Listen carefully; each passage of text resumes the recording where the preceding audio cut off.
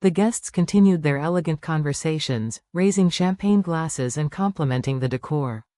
Laughter floated through the room, blending with the delicate sound of the string quartet performing in the corner. On the surface, everything shimmered with sophistication. Yet beneath the glittering surface, Jennifer's chest felt heavy, as though the air itself was warning her to stay alert. She sat at the center table, her hands resting gently over her rounded stomach. Smiling politely at coworkers and acquaintances, she fought to suppress the unease curling inside her. Patricia's flawless hosting masked the storm Jennifer knew too well. Every gesture, every word from her mother, carried a hidden sharpness. Ashley, dressed in a pale pink gown that tried to soften her image, floated from table to table with a sweetness that appeared almost rehearsed. Her laughter rang too loud, her compliments too eager. Yet when her eyes met Jennifer's, the softness vanished, replaced by a flash of something darker: resentment, desperation, hunger.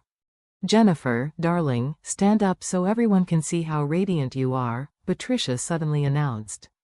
Her voice cut through the room, commanding rather than requesting. Jennifer obeyed, rising slowly. Applause followed, and someone called out, "She looks beautiful." Cameras clicked as guests snapped photos, but Jennifer felt like an exhibit under a spotlight. Michael, seated beside her, squeezed her hand firmly, a silent reminder that she was not alone. His calm presence anchored her. But even he couldn't stop the unease that grew with each passing moment. Then came the toast. Patricia raised her crystal flute high, her expression glowing with pride that seemed almost too polished. "To my daughter Jennifer, whose future and child will carry forward the Wilson name. May this child be a blessing to us all." The room erupted in cheers, yet Jennifer's skin prickled. "Blessing to us all." The phrase lingered, heavy with unspoken meaning. Ashley leaned toward her sister, her smile stretching too wide. "You must be so happy, Jen. After all those years of waiting, and now, you'll have everything." Her hand brushed Jennifer's arm lightly, but her grip tightened for a split second, leaving a faint sting. Jennifer forced a nod, though her stomach churned. As the waiters brought in the dessert buffet, towers of eclairs, macarons, and crystal bowls of sugared fruit, Jennifer excused herself to the restroom. Her heart pounded as she reached for her phone. She couldn't stop replaying Lucas's frightened words from the night before. Grandma said everyone would be happy if the baby disappeared. Inside the tiled silence of the restroom, Jennifer locked the door and pressed her back against it. She took a deep breath, but it didn't steady her. For the first time, she felt genuine fear, not just for herself, but for the life inside her. When she returned, something was different. The guests were still chatting, but Patricia and Ashley stood together near the champagne tower, whispering in low tones. Their heads leaned close, their eyes occasionally darting toward Jennifer. Michael noticed it too. He leaned toward his wife, his voice low. "Stay near me. Don't eat or drink anything unless I've seen it first." Jennifer's breath caught. Michael's words, calm yet firm, confirmed what she hadn't dared to admit aloud. This celebration wasn't just about family pride. Something sinister hid beneath the glitter. And as Patricia raised her voice once more to announce the serving of the main course, Jennifer realized with a sinking heart, this baby shower might not be a celebration at all. A pregnancy awaited for 10 years, how wonderful. Michael must be so happy. On the surface, it was the perfect celebration. The soft light of the chandeliers glistened on crystal glasses, and the string quartet filled the air with elegant music. Yet beneath the glittering atmosphere, shadows stirred.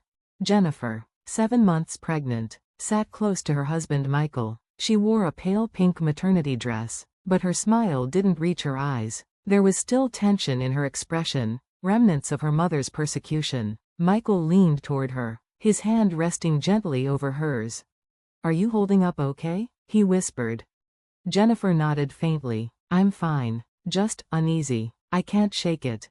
Across the room, Ashley gripped her 3-year-old son Lucas's small hand tightly. Her black cocktail dress shimmered under the lights, but the dark circles beneath her eyes and the stiff grip on her child gave her away. Lucas himself was unusually quiet, staring at the floor, his little shoulders slumped. Patricia suddenly stood, her Chanel suit pristine, her pearls glinting under the lights. She cleared her throat. "Now, I'll begin the mother's speech." The room quieted. Guests turned their attention toward her. Jennifer stiffened instantly. Patricia's hands trembled slightly as she clutched the microphone. Her eyes, glassy and feverish after months without medication, gleamed unnaturally.